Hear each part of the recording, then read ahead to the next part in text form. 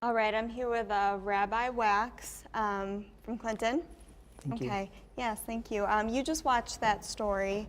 Tell me your reactions to that. So, well, that was my first time seeing the alleged killer, and Yeah, we were it's just horrific. talking about that. It's pretty astonishing, and I'm kind of opposed to even seeing pictures because you make them you humanize them a little bit by doing that and creating, possible copycats, etc., which is always a worry. But it also just goes to reinforce the idea that that these are normal people, and I mean, we don't know if he has mental health and issues like that, but we really need to work hard to make sure that regular people who are growing up in our towns and our neighborhoods don't take harboring these negative stereotypes about Jews or any other minority, and then eventually take a gun and plan to kill people for really no reason. He didn't know any of these people. No, exactly. And having that sort of connection to that, what is some of the feedback you've gotten from people?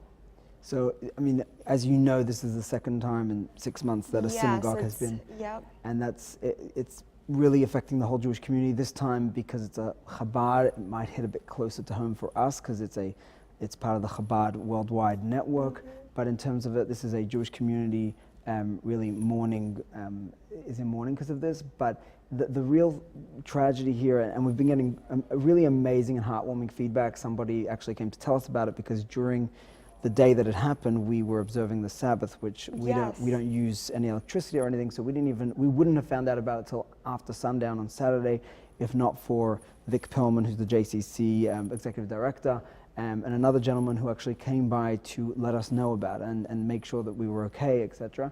And it was just amazing. And students from Hamilton College, we work with a lot of students, they reached out, and others. And I think one of the very important things to remember is there weren't more casualties here because his gun jammed, and apparently he got terrified by some guy screaming at him. A retired serviceman came charging at him. But this kid intended to do much more harm, and that could, God forbid, happen in a future time. And so we have to really realize what we're talking about over here. It's quite serious. And what are some steps being taken here locally, I guess, to maybe prevent this from happening here? I mean, security is something that's always spoken about. It's really hard to deal with. It's a very expensive thing.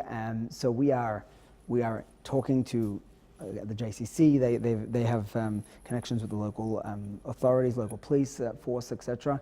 But I think the most important thing, because it's very hard to stop lone wolf attacks. This is not, we can't find, this is not the mafia, this is not a terrorist organization. This is individuals being radicalized online, reading things from Hitler or other, extremists, and that can really, or other people have done horrible things and they just want to imitate that. So I think parents, educators have a responsibility to really educate their children that hating people who look different is just not okay. And I really appreciate you for having me on the show and just creating that sort of vibe that we can all, and you guys have been great in general. So I think that's an important step. In terms of actually what to do, there is training out there for congregations. I know that, the Christian community has had its fair share, the Muslim community, so I think we all need to band together and figure out ways, practically to defend ourselves when something happens. And apparently they also had training at this synagogue, which can be another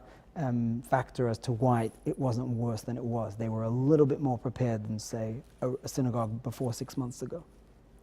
I want to thank you so much for coming on. Thank you so much for having me.